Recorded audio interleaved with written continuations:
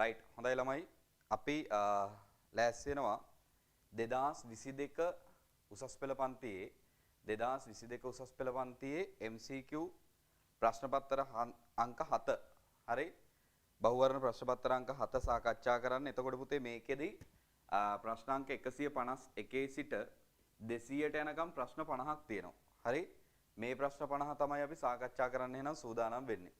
එහෙනම් අපිට දීලා තියෙනවා මෙන්න මේ විදිහට ප්‍රශ්න අංක 151 වෙනි ප්‍රශ්නය ගිණුම්කරණයේ මූලික අරමුණ වන්නේ උත්තර පහක් දීලා තියෙනවා. ආයතනයක සියලුම ගනුදෙනු ගිණුම් පොත්වල සටහන් කිරීමය, ආයතනයක ගනුදෙනු සටහන් කිරීම වර්ග කිරීම හා සාරාංශ කිරීමය, ආයතනයක මූල්‍ය ප්‍රකාශනවල ඉදිරිපත් කර ඇති තොරතුරු විශ්ලේෂණය කිරීමය, 4 ආයතනයක ගනුදෙනු වල සවිස්තරාත්මක විශ්ලේෂණයක් එහි කළමනාකරුවන්ට සැපයීමය, 5 ආයතනයක් පිළිබඳ තොරතුරු එහි තොරතුරු භාවිතා කරන පාර්ශවයන්ට තීරණ ගැනීම සඳහා සැපයීම. හරි ওই විදිහට දීලා තියෙනවා. එහෙනම් මම තෝරගන්නවා 151 වෙනි ප්‍රශ්නේ උත්තරේ විදිහට 5. උත්තරේ 5 ආයතනයක් පිළිබඳ තොරතුරු එම තොරතුරු භාවිතා කරන පාර්ශවයන්ට තීරණ ගැනීම සඳහා සැපයීම. 152 ගිණුම් කරන මූලිකාංගයක් නොවන්නේ. අපි දන්නවා ගිණුම් කරන මූලිකාංග කීයක් තියෙනවද? ගිණුම් කරන මූලිකාංග 5ක් තියෙනවනේ. හරි වත්කම්, වගකීම්, හිමිකම්, ආදායම්, වියදම්. එතකොට මෙතන අපිට ගන්න පුළුවන් ඒකෙත් වත්කම්, වගකීම්, ආදායම්, වියදම් ඔය තියෙනවනේ ස්කන්ධයේ අනිකුත් වෙනස් වීම, ගිණුම් කරන ප්‍රතිපත්ති හා සවිස්තරාත්මක සටහන්. උත්තරේ 5. රයිට් 153 වෙනි ප්‍රශ්නය 153 පහත සඳහන් කුමන ප්‍රකාශය මගින් වත්කමක් යන්න වඩාත් හොඳින් අර්ථය වඩාත් හොඳින් විස්තර කරනු ලබයිද? එතකොට වත්කමක් කියලා කිව්වම මොනවද නිර්වචනය තුළ අන්තර්ගත වෙන්න ඕනේ කියලා අපි කතා කරේ. ලක්ෂණ 3ක් තියෙන්න ඕනේ. අතීත ගනුදෙනුවක ප්‍රතිඵලයක් ලෙස ඇති වී තිබෙන, ඊට පස්සේ ව්‍යාපාරයේ විසින් පාලනය කරන ආර්ථික සම්පත්. එතකොට මෙතන ගත්තම වර්ෂ දෙකක කාලයක් සඳහා බැංකුවක තැන්පත් කර ඇති ස්ථාවර තැන්පතුවක්. හරි වත්කමක් තමයි. මූල්‍ය ප්‍රකාශවල පිරිවැය මත ආගණනය කරනු ලබන භෞතික පැවැත්මක් ඇති අයිතමයක්. හරි වත්කමක්.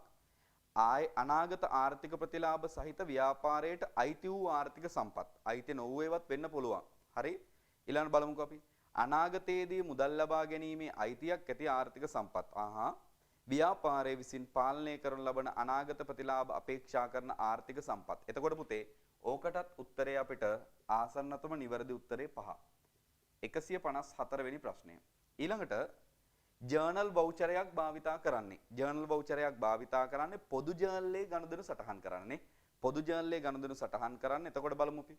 භාණ්ඩ බෙදා හැරීමට භාවිතා කළ මෝටර රථයක් මුදලට විකිණීම සටහන් කිරීමට මුදලට වික්කොත් ලදුපත. හරි ණය පදනම මත භාණ්ඩ විකිණීමක්. එතකොට විකුණුම් ජර්නලයේ විකුණුම් ඉන්වොයිසිය.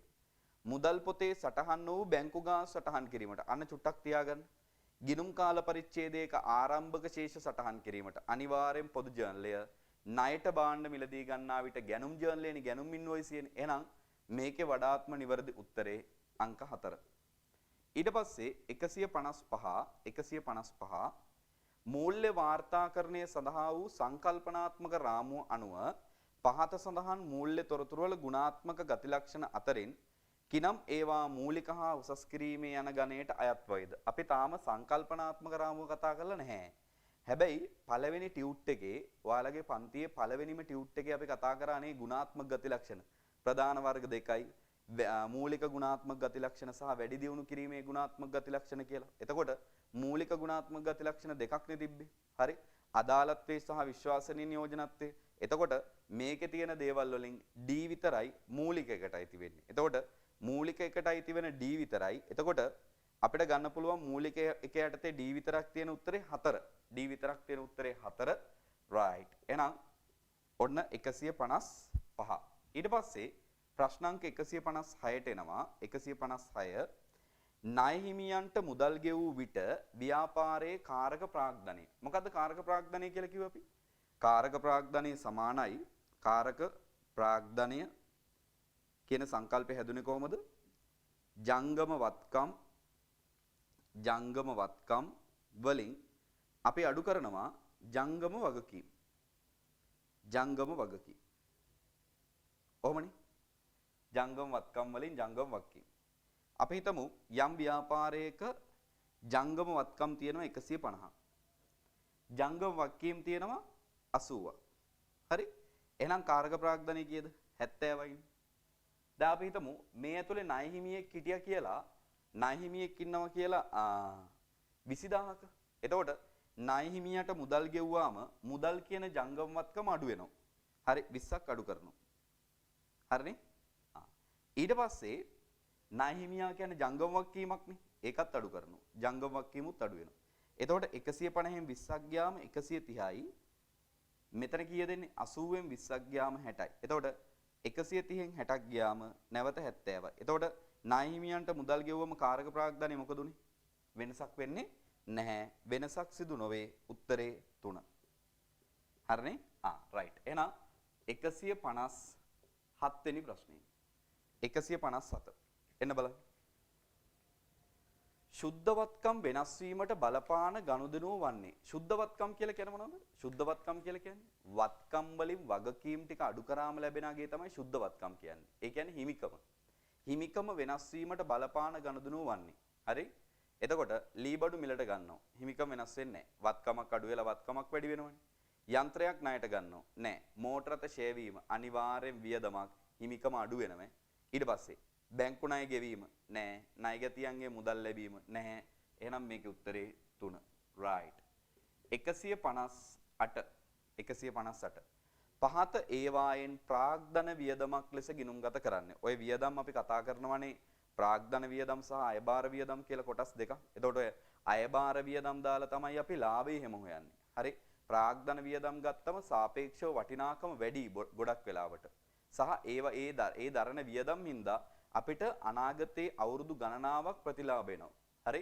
ඒවා නිතර නිතර ඇති වෙන්නේ නැහැ. ඔන්න බලන්න. ගොඩනැගිල්ලේ තීන්තාලේපණයට යන පිරිවැය. ඔහොම තියාගමු චුට්ටක්. ගොඩනැගිල්ලේ බිදී ගිය වීදුරුවක් ප්‍රතිෂ්ඨාපනයට යන පිරිවැය. ඔහොම තියාගන්න. ගරාජයකින් නැවත විකිණීමට වාහනයක් මිලට ගැනීම. එතකොට ඒක භාණ්ඩයක්නේ තොගේනේ. ඊළඟ එක ගොඩනැගිල්ලක් පිරිසිදු කිරීමට යන පිරිවැය. ඒක අයබාරයි.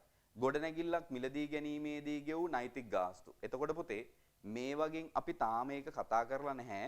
හැබැයි වඩාත්ම නිවැරදි ආග්ධන වියදම් විදිහට අපිට සලකන්න පුළුවන් වෙන්නේ උත්තරේ 5. උත්තරේ 5. හරි? 159. ව්‍යාපාරයක මුළු වත්කම් හා මුළු වගකීම් පහත දී ඇත. හරි? වත්කම් වගකීම් 19/4 20/3/31. ඒ කියන්නේ ආරම්භයේ සහ අවසානයේ. අපිට කියනවා 2020 3/31 දිනෙන් අවසන් වර්ෂයේ සඳහා රුපියල් ලක්ෂයක අමතර ප්‍රාග්ධනයක් රැස් කරගෙන ඇති අතර 40000ක ලාභාංශ ගෙවා ඇත. හරි? ඒතකොට ලාභාංශ කියන්නේ වියදමක් නෙමෙයි ඈ. අර සමාගමක නම් අර තනි පුද්ගල ව්‍යාපාරයක වගේ නම් ගැනිලි. අපිට කියනවා මේ ව්‍යාපාරයේ ලාභය කොපමණද? එතකොට ලාභය ගන්නකොට ලාභය සමානයි අවසාන හිමිකම ඍණ ආරම්භක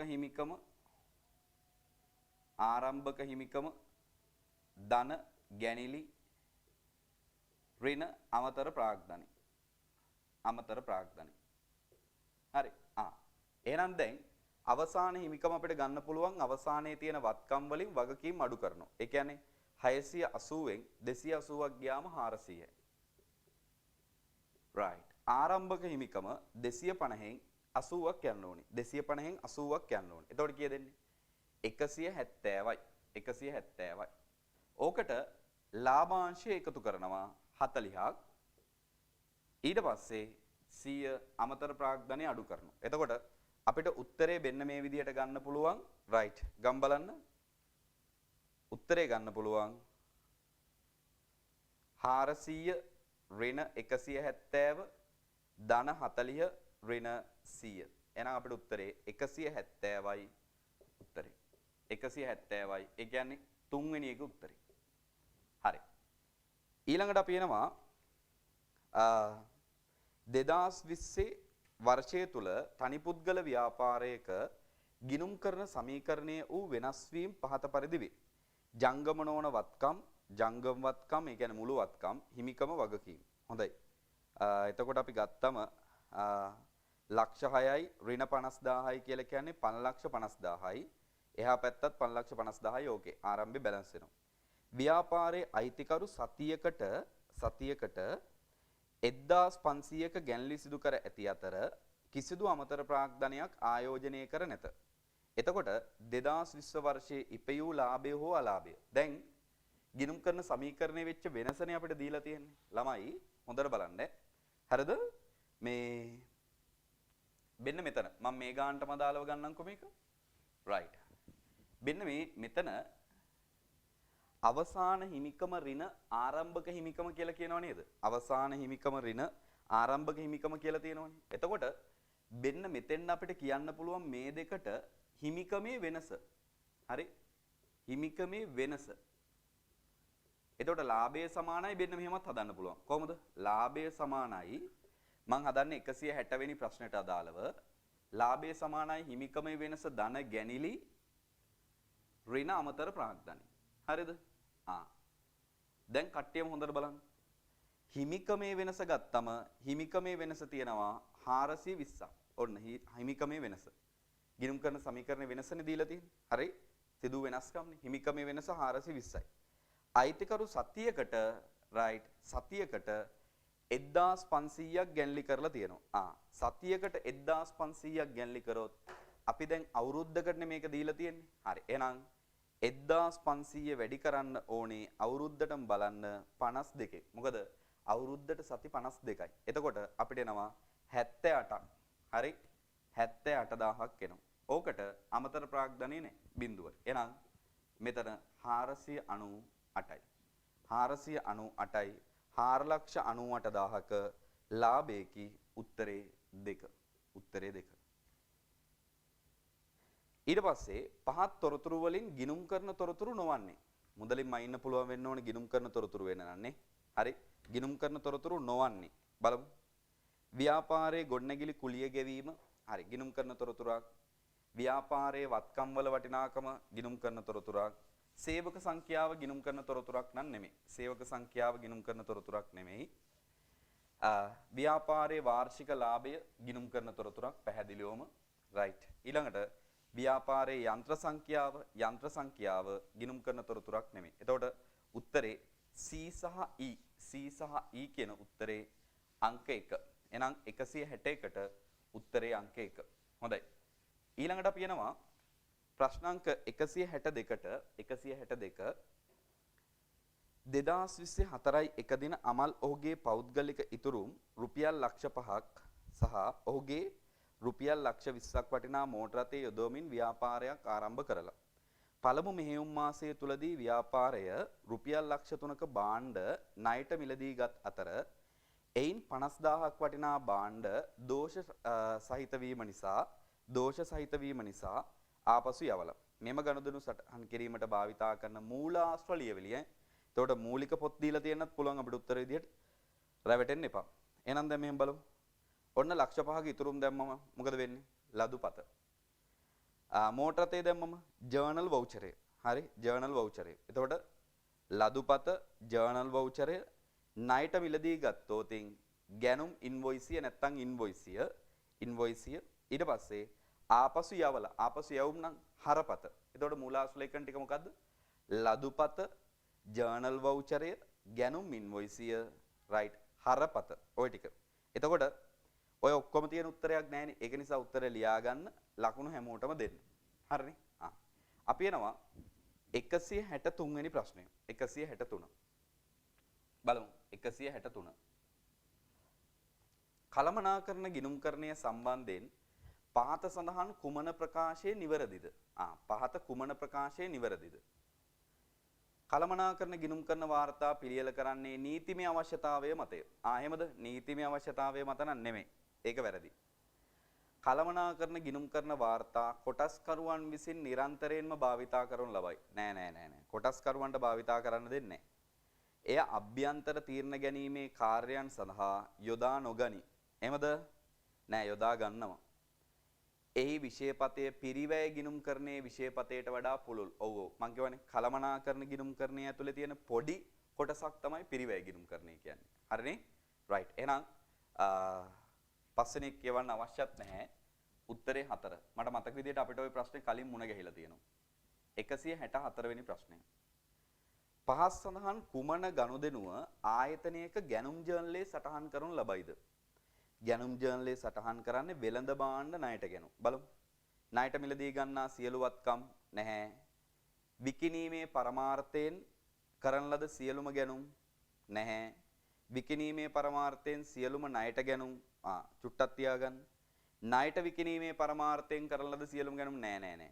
ණයට මිලදී ගන්නා සියලු දේපල නෑ. උත්තරේ වඩාත්ම නිවැරදි එක 3. හරි. 165 right.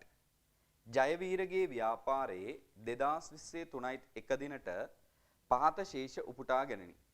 ඔන්න දැන් අපිට කියනවා ගනුදෙනු කීපයක් දීලා ඉහත ගනුදෙනු වල බලපෑම පහත සඳහන් කුමන ගිණුම් කරන සමීකරණය මගින් පෙන්눔 කරයිද? එතකොට සමීකරණය අපි දාගත්තොතින් වත්කම් සමානයි අපිට දීලා තියෙන විදිහටම දාගමු වගකීම් ධන හිමිකම්. හරි? දැන් කියනවා 3.25 දින විදුලිය වෙනුවෙන් විදුලි බල මණ්ඩලයේ කාර්යාලයට ගෙවලා තියෙනවා 25ක්. එතකොට වත්කම් අඩු වෙනවා 25ක්. හිමිකම් වලින් අඩු වෙනවා 25ක්. හරිනේ වේදමන්නේ. 3.1 දින නව මෝටර රථයක් 600කට මිලදී ගන්නවා. ආයෙනම් 600කට මිලදී ගත්තොත් වත්කම් වැඩි වෙලා මෝටර රථය වත්කම් අඩු වෙනවා. ඇයි සල්ලි යනවනේ. මේවට බලපෑමක් නැහැ. ඊළඟට කියනවා ආයතනයේ විසින් මෙම මෝටර රථය 120ක් වාර්ෂිකව ෂේ කරනවා. එතකොට පුතේ අපි බලනවා 600 වැඩි කිරීම 120 කියන්නේ අවුරුද්දටම 1,20,000යි. ඒක බෙදනවා 12න්. එතකොට මාසෙට කීයද? 10යි. 10ක් ෂේ වුණොත් වත්කම් අඩු වෙලා 10ක්. හිමිකම අඩු වෙනවා 10ක්. හරිනේ? එහෙනම් උත්තරේ බලමු. මේකට බලපෑමක් නැහැ. මෙතන ඍණ 35යි, ඍණ 35යි. මෙතනත් උත්තරේ ඍණ 35යි. එතකොට බලන්න. ඍණ 35යි, ඍණ 35යි උත්තරේ වෙන්න ඕනි. රයිට්. එහෙනම් උත්තරේ 2. අපි එනවා 166 වෙනි ප්‍රශ්නේ. 166. 166 කියනවා මෙන්න මෙහෙම. කීර්තිනාමය වඩා සුසු ලෙස වර්ග කරන්නේ. කීර්තිනාමය වඩා සුසු ලෙස වර්ග කරන්නේ මොකද්ද? අස්පෘශ්‍ය වත්කම. අස්පෘශ්‍ය වත්කම උත්තරේ 4. උත්තරේ 4. right. 167 වෙනි ප්‍රශ්නේ. 167. චාමික 2020 1 දින රුපියල් ලක්ෂ 2ක මුදලක් හා රුපියල් 50000ක ලීබඩු උපකරණ යොදවා නව ව්‍යාපාරයක් ආරම්භ කරලා තියෙනවා. right. 2020 ජනවාරි මාසයේ ව්‍යාපාරයේ මුළු ආදායම 320ක් වූ අතර මුළු වියදම 250ක් විය. 2020 ජනවාරි මාසය තුල චාමික විසින් ව්‍යාපාරයෙන් 20000ක් පෞද්ගලික ප්‍රයෝජනට අරන් 2020 1.31 දිනට ව්‍යාපාරයේ මුළු වගකීම් ඒ කියන්නේ මාසයේ අන්තිමේට වගකීම් 40ක් නම් 1.31කට මුළු වත්කම්. දැන් ලාභ සමීකරණයනේ මේක හදන්න වෙන්නේ. හරි. දැන් මුළු ආදායම තියෙනවා මුළු වියදම තියෙනවා. එතකොට මුළු ආදායම තියෙනවා මුළු වියදම තියෙනවා ගැන්ලි තියෙනවා. දැන් මෙහෙමනේ. ඉස්සරලා අපි ලාභ සමීකරණේ දාගමුකෝ. ලාභ සමීකරණේ දාගත්තොතින් ලාභය සමානයි අවසාන හිමිකම ඍණ ආරම්භක හිමිකම ධන ගැනිලි ඍණ අමතර ප්‍රාග්ධනය. හරිද? දැන් අපෙන් අහන්නේ මේ ලාභය නන් නෙමෙයි අවසාන වත්කම්. එතකොට අවසාන හිමිකම හොයාගෙන ඉන්න එපා ඒකටනේ. එතකොට දැන් ළමයි ඔන්න බලන්න ආරම්භයේ 200කුයි 50ක ලීබඩු උපකරණයි දාලා තමයි ඒ කියන්නේ 250ක් දාලා තමයි ව්‍යාපාරේ පටන් ගන්න තියෙන්නේ. හරිද? ව්‍යාපාරයේ මුළු ආදායම 320යි මුළු වියදම 250යි. ඒ කියන්නේ ලාභය තිබිලා තියෙන කීයද? 70යිනේ. ලාභය 70යි. හොඳද? දැන් 20ක් පෞද්ගලික ප්‍රයෝජනට අරන් තියෙනවා. ඒ කියන්නේ ගැනිලි 20යි. ඊට පස්සේ අමතර ප්‍රාග්ධනයක් නැහැ කියලා කියමු කියනවා. අපිට මෙතනින් හොයාගන්න පුළුවන් අවසාන හිමිකම මම x කියලා ගන්නවා. එතකොට x වලට උත්තරයක් ගන්න පුළුවන් කොහොමද? 70 x ඍණ 250යි 20යි ධන කියලා කියන්නේ 230යි. එහෙනම් 230 මේ ඍණ 230 මේ පැත්තට එනවා. එහෙනම් x සමානයි 70 ධන 230 කියලා කියන්නේ 300. මේක නෙමෙයි උත්තරේ. හරිද? මේ තියෙන අවසාන හිමිකම. එතකොට අපිට ගන්න පුළුවන් එහෙනම් මේක මෙහෙමනම් අවසාන හිමිකම සමානයි වත්කම් ඍණ වගකීම්. හරිද? දැන් අවසාන හිමිකම මෙතනින් ඇවිල්ලා අපිට ගන්න පුළුවන් 300ක් කියලා. දැන් වත්කම්නේ ඕනේ. වත්කම් දන්නේ නැහනේ. හරි. වගකීම් කීයක් තියෙනවද? වගකීම් තියෙනවා 40ක්.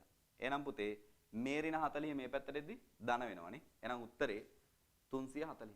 උත්තරේ 340. බලන්න. උත්තරේ 5. උත්තරේ 5. ඊළඟට ගිණුම් කරන තොරතුරු යන්න නිවැරදිව විස්තර කරන්නේ 168 වෙනි ප්‍රශ්නේ. ගිණුම් කරන තොරතුරු කොහොමද? තීරණ ගැනීමට අවශ්‍ය වෙන තොරතුරු right. ඊට පස්සේ මූල්‍යමය වටිනාකමක් කියවෙන තොරතුරු, මූල්‍ය ප්‍රකාශන ඇතුළත් නොකරන නෑ. පොත්වල සටහන් කරන තොරතුරු, තීරණ ගැනීමට අවශ්‍ය වන මූල්‍යමය තොරතුරු. එතකොට අපිට වඩාත්ම නිවැරදි උත්තරයේ විදිහට අංක 5 ගන්න පුළුවන්. අංක 5. 169 වෙනි ප්‍රශ්නේ. 169 වෙනි ප්‍රශ්නේ. හරි. ඔබට පහත තොරතුරු ලබා දී ඇත. හරි. අපෙන් ඉල්ලන්නේ මොකද්ද? බලමු. ඔබට පහත තොරතුරු ලබා දී ඇත. right. අපිට තොරතුරු කීපයක් දීලා ඉහත කුමක් සඳහා ජර්නල් සටහන් අවශ්‍ය වේද? බලමු. ගිණුම් වර්ෂයක ආරම්භක ශේෂයන් සටහන් කිරීම. ඕනේ. ගිණුම් කරන වැරදි නිවැරදි කිරීම. ඕනේ. අයිතිකරු පෞද්ගලික ප්‍රයෝජනට භාණ්ඩ ගැනීම. ඕනේ. දීපල පිරියත තුල අඩංගු අයිතමයක් ණයට විකිණීම. ඕනේ. එහෙනම් ළමයි A B C D කියන හතරම සටහන් කරන්න අපිට ජර්නල් සටහන් අවශ්‍ය වෙනවා. එහෙනම් උත්තරේ විදිහට අපිට ගන්න පුළුවන් ඒකේ උත්තරේ විදිහට 5 නේ. උත්තරේ විදිහට අපිට ගන්න පුළුවන් 5. හොඳයි. උත්තරේ 5. 169ට. ඊළඟට 170 සීමිත නාමල් සමාගම එකතු කළ අගය මත බදු ගෙවීම සඳහා ලියාපදිංචි වෙළඳ සමාගමකි. මෙම සමාගමේ විකුණුම් මත රැස් කරගන්නා ලද එකතු කළ අගය මත බදු වැට් 188ක් වූ අතර ගැනුම් මත ගෙවන ලද එකතු කළ අගය මත බදු 138යි. මේ නිසා දේශීය ආදායම් බදු දෙපාර්තමේන්තුවට ගෙවිය යුතු ශුද්ධ එකතු කළ අගය මත බද්ද 50යි. නාමල් සමාගමේ දෘෂ්ටිකෝණයෙන් සැලකුව විට 188, 138 සහ 50 අගයන් නියෝජනය වන අනුපිළිවෙල. එතකොට පුතේ ගැනුම් මත ගෙවලා තියෙන වැට් එක තියෙනවනේ. ගැනුම් මත ගෙවපු වැට් එක. එතකොට අපිට ඒක සලකන්න වෙන්නේ ගැනුම් මත ගෙවපු වැට් එක. හරිනේ? හරි. ගැනුම් මත ගෙවුවා කියලා කියන්නේ ඒක ඇත්තටම right. වත්කම. ඒක වත්කම. හරි. හැබැයි ඒ ප්‍රශ්නේ පොඩි නිවැරදි කිරීමක් වෙන්න ඕනේ. 180 කියලා කියන්නේ විකුණුම් හරි. 188 කියලා කියන්නේ විකුණුම් මත එකතු කරගත් එක. එහෙනම් ඒක වගකීමක්. හරිද? එතකොට ගැනුම් මත ගෙවපු 138 කියලා කියන්නේ වත්කමක්. ගෙවන්න තියෙන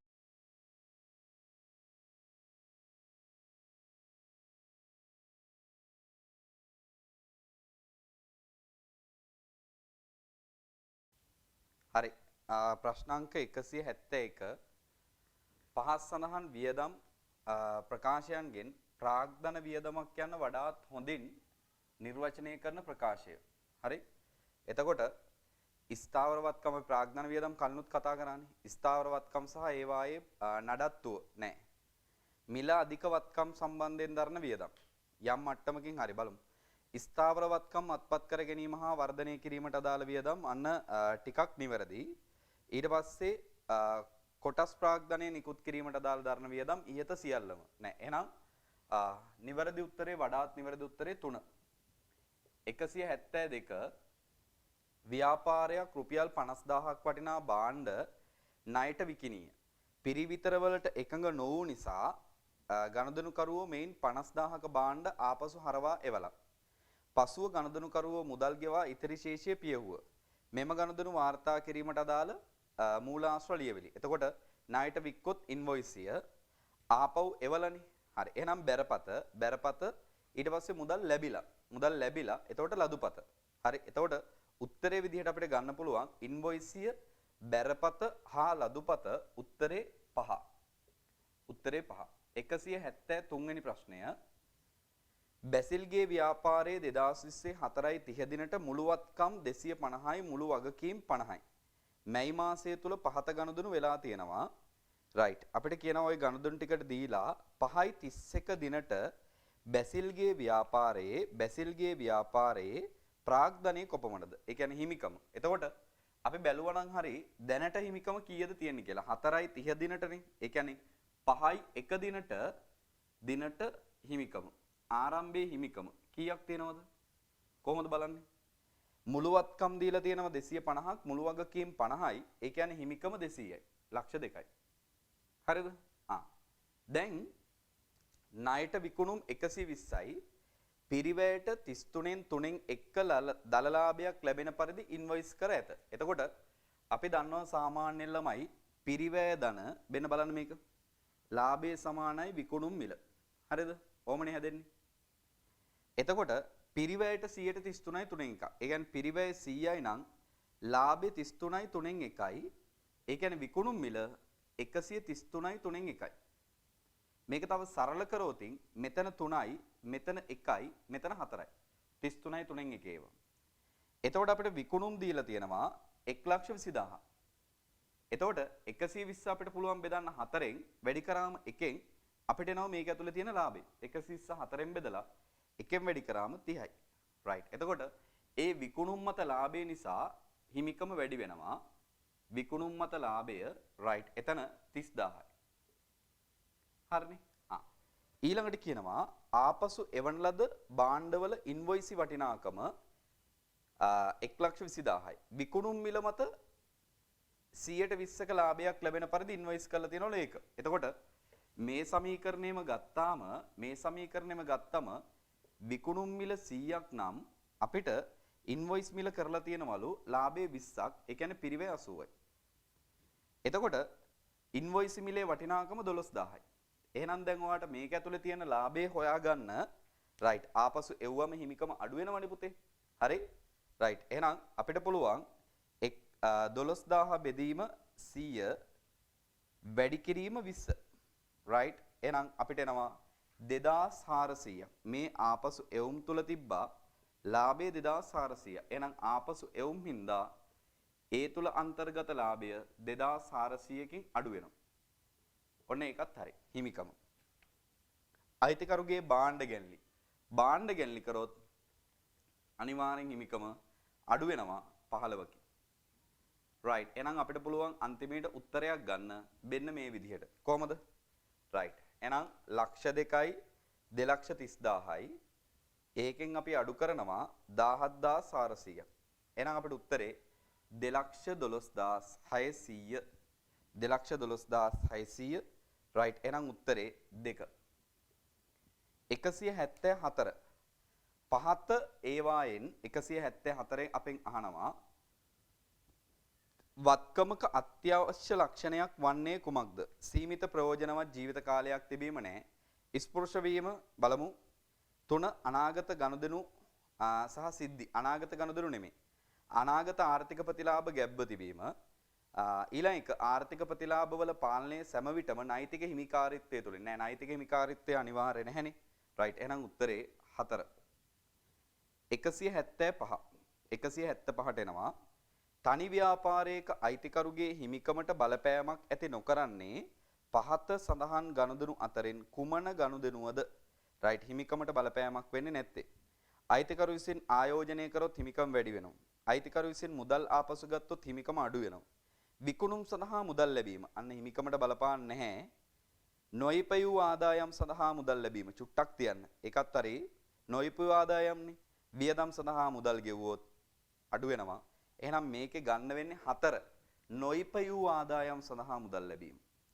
උපයලා නැහැ. රයිට්. ඊට පස්සේ 176 ගිනුම් කරන පරිසර සාධකයක් ලෙස ආර්ථික හා දේශපාලන පරිසරයට ඇතුළත් විය නොහැක්කේ. හරි ආර්ථික හා දේශපාලන පරිසරයට බලමුකෝ. රාජ්‍ය ප්‍රතිපත්තිවල වෙනස් වීම. පුළුවන් නවබදු පැනවීම. ආර්ථිකනේ. ජනගහන වර්ධනය. විනිමය අනුපාත වෙළඳපොළ තත්ත්වය. එතකොට තුන්වෙනි එක තමයි උත්තරේ. 3.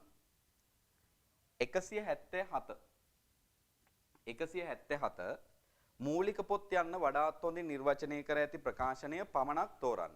right? ව්‍යාපාරයක සිදුවිය හැකි ගනුදෙනු පමණක් වාර්තා කරන පොත් නැහැ. ව්‍යාපාරයක සිදු වූ ගනුදෙනු පමණක් නැහැ. ගනුදෙනු ලෙජර් ගිණුම් වල වාර්තා කිරීමෙන් අනතුරුව සකස් කරන පොත් නැහැ.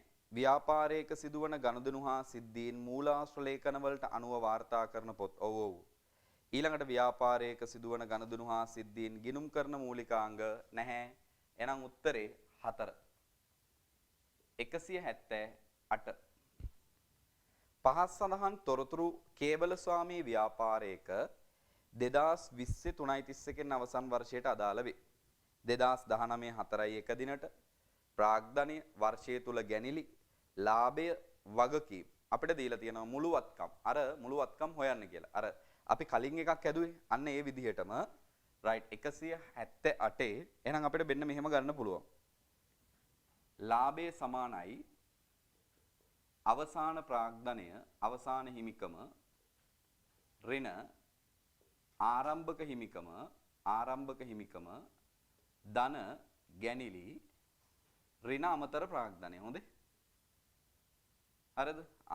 දැන් එතකොට මේකේ ගත්තම 200ක් තියෙනවා ආරම්භක ප්‍රාග්ධනය. ඊළඟට මේ අවුරුද්දේ ගැනිලි 120යි. මේ අවුරුද්දේ ලාභය දීලා තියෙනවා 145යි. ඊට පස්සේ අවසාන වගකීම් දීලා තියෙනවා. ඒක අපිට දැනට අවශ්‍ය නැහැනේ. අමතර ප්‍රාග්ධනය ගැන කියන්නේ නැහැ. එහෙනම් අවසාන හිමිකම x නම් x වලට අපිට උත්තරයක් ගන්න පුළුවන් මෙන්න මේ විදිහට. right කොහමද? 145 තියෙනවා මෙතන. right එහෙනම් 145 සමානයි x ඍණ 200යි 120යි කියලා කියන්නේ ධන. මෙතන ඍණ 80යි. මේ ඍණ 80 අපි මේ පැත්තට අරන් එනවා. එතකොට 145ට එකතු වුණාම x සමානයි 225යි. හරිද? දැන් මේක නෙමෙයි උත්තරේ. වත්කම් වලගේ. එතකොට අපි දන්නවා හිමිකම සමානයි වත්කම් ඍණ වගකීම්. හරිද? දැන් මෙතන හිමිකම තියෙනවනේ අපිට 225. වත්කම් නේද අපෙන් ඉල්ලන්නේ? ඔව් වත්කම් ඉල්ලන්නේ. වගකීම් දීලා තියෙනවා කීයද? 80. එහෙනම් අපිට පුළුවන් මේ ඍණ 80 මේ පැත්තට අරන් එන්න. එතකොට අපිට එනවා වත්කම් සමානයි 305. 305යි. 3,50,000යි උත්තරේ 1. ඊළඟට අපි එනවා 179 වෙනි ප්‍රශ්නය. නදුන් ව්‍යාපාරයක ලක්ෂයක ලකුණු කළ මිල සහිත භාණ්ඩ තොගයක් මිලදී ගැනීමේදී 110ක මුදල් වට්ටමක් හිමි වූ අතර එම තොගය මිලදී ගැනීමේදී 115ක එකතු කළ අගය මත බදු ගෙවීමට සිදුවිය. මෙම ගනුදෙනුවට අදාළ ගැනුම් ගිණුමේ වාර්තා කළ යුතුවත්. දැන් වැට් ලියාපදිංචි ව්‍යාපාරයක නම් වැට් රහිත අගය නේද? එතකොට වැට් ලියාපදිංචි නැති ව්‍යාපාරයක නම් වැට් සහිත අගය. හැබැයි මේ ගානේ හරියට කියලා නැහැනේ. ඒක නිසා අපිට සිද්ධ වෙනවා මේකට හැමෝටම ලකුණු දෙන්න. සිද්ධ වෙනවා. right 179ට හැමෝටම ලකුණු දාගන්න. හරි? right. ඊළඟට 180 වෙළඳ ව්‍යාපාරයක ණයගැතියන්ගෙන් අයවිය යුතු රුපියල් ලක්ෂයක ශේෂයක් පියවීමට අදාළ ණයගැතියා ව්‍යාපාරයේ අයිතිකරුට ඍජුවම මුදල් ගෙවන ලදී. මෙම මුදල අයිතිකරු තම පෞද්ගලික පරිහරණය සඳහා යොදා ගන්නා ලදී. මෙම ණයගැතියා නියමිත කාලය තුලදී මුදල් පියවීම නිසා ඔහුට 10ක වට්ටමක් දෙන ලදී. මෙම ගනුදෙනුව වත්කම් සහ හිමිකම් කරන බලපෑම ගිණුම් කරන සමීකරණයේ දැක්වෙනුයේ. එතකොට අපි දන්නවා right 180 වෙන බලන්න. වත්කම් සහ හිමිකම් වලට කරන බලපෑමනේ අහන්නේ. හරි. දැන් ණයගැතියෙක්ගෙන් අයවිය යුතු 100ක ශේෂයක් පියවීමට ණයගැතියා ව්‍යාපාරයේ අයිතිකාරයාට ඍජුව මුදල් දීලා. ඒක අයිතිකාරයා පෞද්ගලික ප්‍රයෝජනට අරන්. එතකොට දැන් ණය ගැතියෝ කියන වත්කම 100කින් අඩු වෙනවනේ. දැන් මුදල් ලැබෙනවද ව්‍යාපාරයට 90? නෑ. ඒ හම්බෙච්ච 90 අයිතිකාරයා පෞද්ගලික ප්‍රයෝජනට අරන් තියෙනවා. 90 කියන්නේ වට්ටමෙන් වුණාම. ඒක ගැනිලි. ඊට පස්සේ දුන් වට්ටම හිමිකම අඩු වෙනවා 10ක්. එතකොට ඍණ 100යි ඍණ 100යි උත්තරේ 100කින් අඩුවේ උත්තරේ 4. හොඳයි. ඊළඟට එහෙනම් ඔය ප්‍රශ්න 30ට එකට ලකුණු 2 ගානේ ලකුණු 60න් කීයද කියලා දාගන්න ඕනේ. හරිද? ඊළඟ ප්‍රශ්න 20 තියෙන ළමයි උත්තර ලියන්නනේ. එතකොට ඒකටත් අපිට ලකුණු 2 ගානේ ලැබෙනවා. පළවෙනි ප්‍රශ්නේ අහනවා 181 වගකීමක මූලික ලක්ෂණ. එතකොට අතීත සිදුවීමක ප්‍රතිඵලයක් ලෙස ඇති වී තිබීම, අතීත සිදුවීමක ප්‍රතිඵලයක් ලෙස ඇති වී තිබෙන ආර්ථික සම්පත් පවරා දෙන වර්තමාන බැඳීම් වලට අපි කියනවා මොනවා කියලාද? වගකීම්. එතකොට අතීත සිදුවීමක ප්‍රතිඵලයක් වීම ආර්ථික සම්පත් පවරා දෙන්න ඕනි. ඊළඟ එක තමයි වර්තමාන බැඳීමක් තියෙන්න ඕනි. හරි? ලකුණු 2යි ඔක්කොම ටික හරියනවා. ඊට පස්සේ අපි එනවා ඊළඟ ප්‍රශ්නෙට ආවම පහස් සඳහන් තොරතුරු ලබා දෙනු ලබන්නේ මූල්‍ය ගිණුම්කරණයෙන්ද කළමනාකරණ ගිණුම්කරණයෙන්ද යන්න. 182 වෙනි ප්‍රශ්නය. හරි 182. වසරේ ඉපයූ ලාභය නම් මූල්‍ය ගිණුම්කරණය. හරි? මූල්‍ය ගිණුම්කරණය 2 පර්යේෂණ හා සංවර්ධන දෙපාර්තමේන්තුවේ වාර්ෂික වියදම ඒකත් මූල්‍ය ගිණුම්කරණයෙන්. right? හැබැයි දෙපාර්තමේන්තුවේ කියලා කියවම කළමනාකරණ ගිණුම්කරණයෙන් කියලා කියන්නත් පුළුවන්. හැබැයි අයවැයගත වෙන්න ඕනේ. ඊළඟ එක නව ව්‍යාපෘතියක පිළිගෙවුම් කාලය අනිවාර්යෙන් කළමනාකරණ ගිණුම්කරණයෙන්. right? 4 වසරේ ලද විකුණුම් ආදායම මූල්‍ය ගිණුම්කරණය. right? එකට ලකුණු භාග්‍ය ගානේ ලකුණු 2යි. ඊළඟ එක පහත දැක්වෙන එක් ගනුදෙනුව විස්තර කිරීමට අදාළ ගිණුම් කරන පදය හා ගිණුම් කරන මූලිකාංගය. හරි? 1 2 3 4 පදයයි මූලිකාංගයයි. හරිද? පළවෙනි එක බලමු. ව්‍යාපාරය ආරම්භ කිරීමට ඔහු ලක්ෂ 5ක් යෙදවීම. එතම අපි කියනවා මොකක් කියලාද? පදයේ විදිහට අපිට බලන්න පුළුවන් ප්‍රාග්ධනය කියලා කියන්න පුළුවන් එකට. ප්‍රාග්ධනය හිමිකම්. ඊළඟට ගනුදෙනුකරුවන්ට භාණ්ඩ විකුණා 20000ක් ලැබීම. එහෙනම් අත්පිට විකුණුම් පදය. ආදායම්. ඊළඟට ගනුදෙනුකරුවන්ගෙන් 5000ක භාණ්ඩ මිලදී ගැනීම. එහෙනම් අත්පිට ගැනුම්. වියදම්. කමල් නැමැති පුද්ගලයාගෙන් 10000කට භාණ්ඩ පසුව මුදල් දීමේ පොරොන්දුවට ගැනීම. එහෙනම් ණයට ගැනුම්. ණය හිමියාගේ පැත්තෙන් ගන්නවා නම් වගකීම්, ගැනුම් පැත්තෙන් ගන්නවා නම් වියදම්. හරියට ඒක කියලා නැහැ. right. ණයට ගැනුම්, වියදම් තමයි වඩාත්ම නිවැරදි. හරිනේ? right. එහෙනම් එකට ලකුණු භාග්‍ය ගාන ලකුණු 2යි. මූල්‍ය ප්‍රකාශන මූලිකාංග. මෙහෙයුම් ප්‍රතිඵලයේ පෙන්වන මූලිකාංග 2යි. මොනවද? මෙහෙයුම් ප්‍රතිඵලයේ පෙන්වන මූලිකාංග ආදායම් වියදම්. මූල්‍ය තත්ත්ව ප්‍රකාශ පෙන්වන මූලිකාංග 3යි. මොනවද? වත්කම් වගකීම් හිමිකම් ආදායම් වියදම්. වත්කම් වගකීම් හිමිකම්. හරිනේ? right. පහම හරිනම් ලකුණු 2යි. 185. සෝමපාල සහෝදරයෝ එකතු කළ අගය මත බදු වැට් සඳහා ලියාපදිංචි ආයතනයක් වන අතර 2020 3.31 දිනෙන් අවසන් වර්ෂය සඳහා වැට් පාලන ගිණුමේ සාරාංශය පහත දී ඇත. සියලු ගැනුම් හා විකුණුම් මුදලට සිදුවේ. ඔන්න වැට් පාලන ගිණුමේ දේවල්. ඊට පස්සේ අපිට කියනවා ගැනුම් මත ගෙවන ලද සියලු වැට් අඩු කළ හැකියයි උපකල්පනය කරමින් 20 3.31 දිනට වැට් වගකීම. එහෙනම් මෙන්න මෙහෙමයි වැට් පාලන ගිණුමක් ගහගත්තොත් ඔය ගාන හදන්න වැට් පාලන ගිණුමක් අවශ්‍යත් නැහැ. වැට් පාලන ගිණුම. හරිද? ආරම්භයේට බැර ශේෂයක් තියෙනවා 150ක. වගකීමක්. විකුණුම් මත එකතු කරපු වැට් එක මොකද වෙන්නේ? මුදල් ගිණුම හර කරලා වැට් පාලන ගිණුමට බැරනේ. right. එහෙනම් විකුණුම් මත වැට් එක 2500 බැර. එහෙනම් ගැනුම් මත වැට් එක 650 මුදලින් ගෙවපු එක මුදල් පාලනය කියලා. ඊට පස්සේ ගැනුම් මත රයිට් වැට් එක 1700 ඒකත් හර.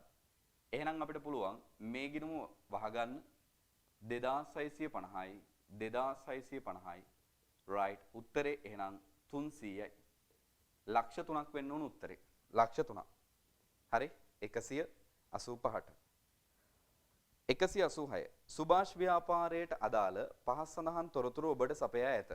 ආරම්භයේදී 1000ක ප්‍රාග්ධනයක් යොදවලා පෞද්ගලික ප්‍රයෝජනයට හරි අමතරව 50ක මුදල් ඊට පස්සේ ශුද්ධ ලාභය 38යි ව්‍යාපාරයේ අවසාන ශුද්ධවත්කම ලාභ සමීකරණයනේ හදන්න තියෙන්නේ 186 ලාභය සමානයි අවසාන ප්‍රාග්ධනය right ඍණ ආරම්භක ප්‍රාග්ධනය ධන ගැනිලි ඍණ අමතර ප්‍රාග්ධනය හරිද දැන් අපෙන් අහන්නේ අවසාන ප්‍රාග්ධනය ආරම්භයේදී ලක්ෂයක් ප්‍රාග්ධනය දාලා 1000ක් පෞද්ගලික ප්‍රයෝජනට අරන් තියෙනවා 98ක් අමතරව 50ක් දාලා ව්‍යාපාරයේ ලාභය 38ක් තියෙනවා. එහෙනම් අපෙන් අහනවා x කීයද කියලා. x කීයද? අවසාන හිමිකම. එතකොට දැන් හොඳට බලන්න පුළුවන් 1000ක් තියෙනවා ඍණ 1000යි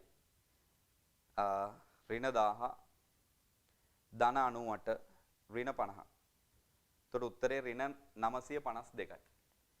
38 සමානයි x ඍණ 952. එහෙනම් මේ 952 මේ පැත්තට එනවා. එතකොට 38 ධන 952 උත්තරේ 990. එහෙනම් උත්තරේ 9,90,000 වෙන්න ඕනේ. 9,90,000.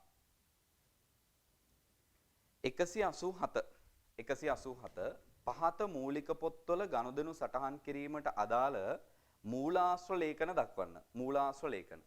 විකුණුම් ජර්නලයට විකුණුම් ඉන්වොයිසිය, ආපසු යැවුම් හරපත, පොදු ජර්නලයේ ජර්නල් වවුචරය, සුළු මුදල් පොත, සුළු මුදල් ගෙවීම් වවුචරය. right 188 ප්‍රශ්නය පහත දැක්වෙන ප්‍රකාශන වල සත්‍ය අසත්‍යතාවය ලියා දක්වන්න. සත්‍ය අසත්‍ය ලියන්න ඕනේ. හරි වැරදි දැම්මොත් වැරදි. ගිණුම් කරන්නේ සෑම ගනුදෙනුවකටම අදාළ ප්‍රබවලියවිල්ලක් ඇත. ඔව් සත්‍යයි. ව්‍යාපාරයක 1000ට වඩා අඩු ගනුදෙනු සුළු මුදල් පොතේ නෑ. එහෙම එකක් නෑ. අසත්‍යයි. ශේෂ පිරික්සුම තුලණය වීම තුලින් ලෙජර් ගිණුම් වල අංක ගණිතමය නිවරත්තාවයේ තහවුරු වේ. සත්‍යයි. ව්‍යාපාරයක් සෑම මිලදී ගැනීමක්ම ගැනුම් ජර්නලයේ සටහන් කරයි. නෑ. අසත්‍යයි. හරි? 189 හිස්තනක් තුලින් ගනුදෙනු වල ගණිතමය නිවරත්තාවය උඩත් තිබ්බා. උත්තරේ ශේෂ පිරික්සුම තුලින්. ඊළඟ දයාශීලී ව්‍යාපාරයේ 19-20 වර්ෂයට අදාළව තොරතුරු 23.31 දිනට ප්‍රාග්ධනය 19.4.1 දිනට. එතකොට ආරම්භක ප්‍රාග්ධනය මුදල් ගැන්ලි භාණ්ඩ ගැන්ලි වර්ෂය තුල ලී බඩු යෙදවීම ශුද්ධ ලාභය. එතකොට 190 එනමම 190 right ප්‍රශ්නේ ගත්තාම මේ සමීකරණය තුලින්ම හදනවා. අපිට කියනවා 23.31 දිනට ප්‍රාග්ධනය කියලා කියන්නේ අවසාන ප්‍රාග්ධනය 228යි. ආරම්භක ප්‍රාග්ධනය 173යි. right ගැන්ලි කියලා අදහස් වෙන්නේ පුතේ ඔක්කොම ගැන්ලිය. මුදලුයි භාණ්ඩයි දෙකම. එතකොට 40යි. අන්න ඒක කියා දෙන්න තමයි ඔක දැම්මේ. ඊට පස්සේ වර්ෂය තුල ලී බඩු යෙදවීම කියන්නේ අමතර ප්‍රාග්ධනය 75යි. එතකොට උත්තරේ විදිහට අපිට ගන්න පුළුවන් මෙන්න මෙහෙම. 228 ඍණ 173 ධන 40 ඍණ 75. උත්තරේ 20යි. එහෙනම් ලාභය රුපියල් 20000යි වෙන්න ඕනේ. 20000යි. 191 කේෂාන් ව්‍යාපාරය විසින් සැපයුම් කරුවෙක්ගෙන් ලකුණු කළ මිල ලක්ෂයක් වූ භාණ්ඩ 103ක වෙළඳ වට්ටමකට යටත්ව අත්පිට මුදලට මිලදී ගන්නා ලදී. මෙම තොගේ ගෙනීමේ කුලිය 5යි. මෙය ගිණුම් කරන සමීකරණය නිවැරදිව සටහන් කර පෙන්වන්න. right 191. එහෙනම් මෙහෙමයි. වත්කම් සමානයි හිමිකම් ධන වගකීම්. හරිද? දැන් කියනවා ලක්ෂයක භාණ්ඩ 103ක වෙළඳ වට්ටමකට යටත් අත්පිට මුදලට අරන්. එතකොට ලක්ෂයට අපි මොකද කරන්න ඕනේ? 103 වෙළඳ වට්ටම අඩු කරන්න ඕනේ. එතකොට කීයද දෙන්නේ? 3000යි. එහෙනම් ලක්ෂයෙන් 3000ක් ගියාම 97000යි. 97000කින් වත්කම් අඩු වෙලා වත්කම් වැඩි වෙනවා 97000කින්. මොකද? රයිට් අත්පිට මුදලට නෑනම් තියෙන්නේ. මෙම තොගේ ගෙනීමේ කුලිය 5යි. එතකොට ගෙනීමේ කුලිය ළමයි 5000ක් මුදල් අඩු වෙනවනේ. සාමාන්‍යයෙන් අපි කරන්නේ ගෙනීමේ කුලිය ගැනුම් වල වටිනාකමටම තමයි ආදායම් ප්‍රකාශයම හදද්දී අපි ගන්නෙ. හරිනේ? එතකොට වත්කම් වලගේ වැඩිවීමක් විදියට ගන්නත් පුළුවන්. නැත්නම් හිමිකම් වලගේ අඩුවීමක් විදියට ගන්නත් පුළුවන්. ප්‍රශ්නයක් නෑ. හරි? එහෙනම් ඍණ 5000යි මෙතන. මෙතන ඍණ 5000යි. හරිනේ? රයිට්. එතකොට විකල්ප උත්තරයක් විදිහට කෙනෙකුට දාන්න පුළුවන් 0යි 0යි 0යි කියලා. මොකද මේක මෙතනින් අඩු කරන්න නැතුව මෙතෙන් එකතු කරාන. ඊට පස්සේ තනි පුද්ගල ව්‍යාපාරයක හිමිකමට බලපෑමක් ඇති කරන ප්‍රධාන ගනුදෙනු හා සිදුවීම් ස්වරූප. ප්‍රධානනේ. එතකොට පළවෙනි එක අමතර ප්‍රාග්ධනය. ඊළඟ එක ආදායම් අමතර ප්‍රාග්ධනය ආදායම්. ඊළඟට අපිට ගන්න පුළුවන් වියදම්. ඊළඟ එක ගැනිලි. හරි? ප්‍රධාන සිදුවීම් ස්වරූප ටික ඔය. හරි? 4. ඊළඟ එක 193 වෙනි ප්‍රශ්නය. පහත දැක්වෙන දෑ වෙනස් වීම කුමන පරිසර සාධකයට අයිති වෙනවාද කියලා අහනවා අපි. හරි?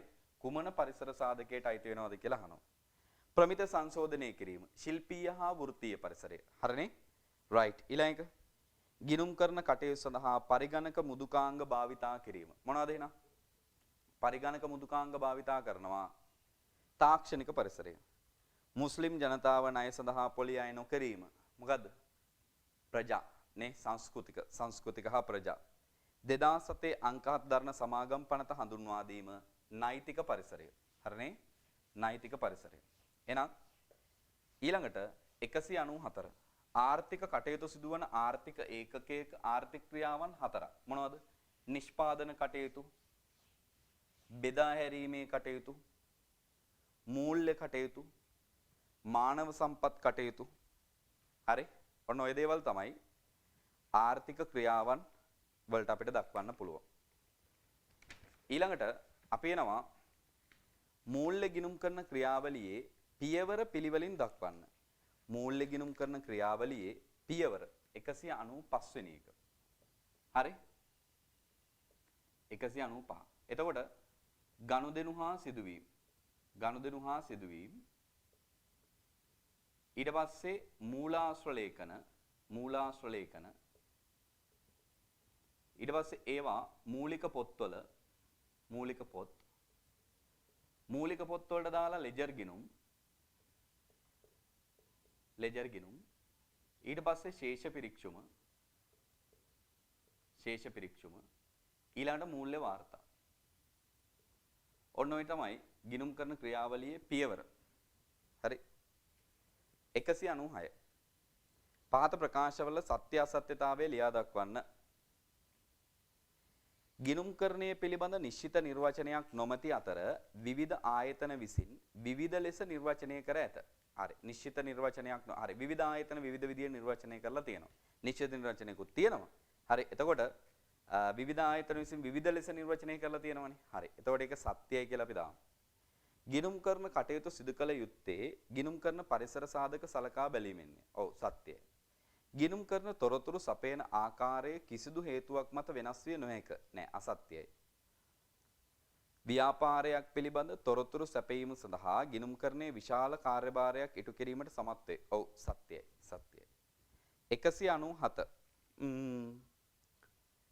මූලාශ්‍ර ලේඛන වලට අදාළ මූලික පොතනේ. ගැනුම් ඉන්වොයිස් නම් ගැනුම් ජර්නලය. ජර්නල් වවුචරය නම් පොදු ජර්නලය. ලදුපත නම් මුදල් ලැබීම් ජර්නලය. හරපත කියලා කියන්නේ මොකද්ද? ආපසු යැවුම්. ආපසු යැවුම්. හරි? ආපසු යැවුම් ජර්නලේ. 198 මූල්‍ය ගිණුම් කරන ක්‍රියාවලියේ යෙදවුම් හා කළමනාකරණ ගිණුම් කරන ක්‍රියාවලියේ නිමවුම් දක්වන්න.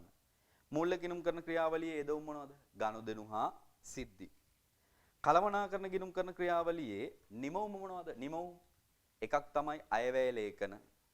ඊට පස්සේ ප්‍රාග්ධන ආයෝජන තීරණ. ඊළඟට තව ආන්තික පිරිවැය කරන තීරණ. පොදු කාර්ය පිරිවැය විශ්ලේෂණ පත්‍රිකා. ඔන්න ඔය වගේ දේවල්. 199 පහත දැක්වෙන ගනුදෙනු හා සිද්ධීන් වාර්තා කිරීමට අදාළ මූලික පොත හා මූලාශ්‍ර ලේඛනය දක්වන්න. 1. මෝටර රථයේ වාර්ෂික ෂේ ප්‍රමාණය 5000යි. මොකද්ද මූලික පොත? ජර්නල් පොදු ජර්නලය ජර්නල් වවුචරය. ජර්නල් වවුචරය මූලාශ්‍ර ලේඛනය. පිරිසිදු කිරීමේ වියදම් 800ක් මුදලින් ගෙවුවොත් මූලික පොත සුළු මුදල් ගෙවීම් ජර්නලය සුළු මුදල් ගෙවීම් වවුචරය. හරිනේ? මූලික පොත සුළු මුදල් ගෙවීම් ජර්නලය මූලාශ්‍ර ලේඛනයේ සුළු මුදල් ගෙවීම් වවුචරය. 20000ක වෙළඳ භාණ්ඩ ණයට ගත්තොත් මූලික පොත ගැනුම් ජර්නලය මූලාශ්‍ර ලේඛනයේ ගැනුම් ඉන්වොයිසිය. 70000ක දේපල පිරියත උපකරණ අයිතම ණයට විකිණීම ණයට වික්කොත් පොදු ජර්නලය ජර්නල් වවුචරය මූලාශ්‍ර ලේඛනය. දේපල පිරියත උපකරණ විකුණලා තියන්නේ ඒකයි. ඊළඟට 200 වැට් සඳහා ලියාපදිංචි ව්‍යාපාර ආයතනයක් විසින් ලකුණු කළ මිල රුපියල් 1,20,000ක් වූ භාණ්ඩ තොගයක් වැට් ලියාපදිංචි ආයතනයක් 110ක වෙළඳ වට්ටමකට හා 115ක වැට් වලට යටත්ව මිලදී ගන්නා ලදී. මෙම ගනුදෙනුව ගිණුම්ගත කිරීමට අදාළ දිස් සටහන. එතකොට පුතේ අන්තිම ප්‍රශ්නය 200 බලමු ඔන්න. වැට් ලියාපදිංචි ආයතනයක් ලකුණු කළ මිල 120යි. එතකොට 120න් වෙළඳ වට්ටම අඩු වෙන්න එපේ. 12යි. 12ක් ගියාම 1,08,000යි. හවුද? හරිනේ. 1,08,000ට දැන් 115ක වැට් එක. 1,08,000යි. ඒකට 115ක් වැට් එක 16,200යි. 16,200ක් එකතු කරාම මේ ගනුදෙනුවේ වටිනාකම 0.2යි 2යි 1යි. 1,24,200යි. දැන් අරන් තියෙන්නේ කොහොමද? සල්ලි වලට අරන් තියෙන්නේ. එහෙනම් මුදල් පාලන ගිණුම බැර. එහෙනම් අපිට ලියන්න පුළුවන් මෙන්න මෙහෙම. ගැනුම් ගිණුම හර 1,08,000යි වැට් පාලන ගිණුම බැර වැට් පාලන ගිණුම හර 16,200යි මුදල් පාලන ගිණුම බැර 1,24,200යි. ඔන්න සල්ලි ගෙවලනේ අරන් තියෙන්නේ. හරිනේ? එහෙනම් උත්තරේ හරිනම් ලකුණු 2යි එකටත්. එතකොට මේකේ ප්‍රශ්න 50ක් තිබ්බනේ. ප්‍රශ්න 50ම හරියට චෙක් කරගෙන ලකුණු දාගෙන අඩුපාඩු හදාගෙන ලකුණු ටික මට දාන්න බලන්න එහෙනම් කට්ටියම. හරි.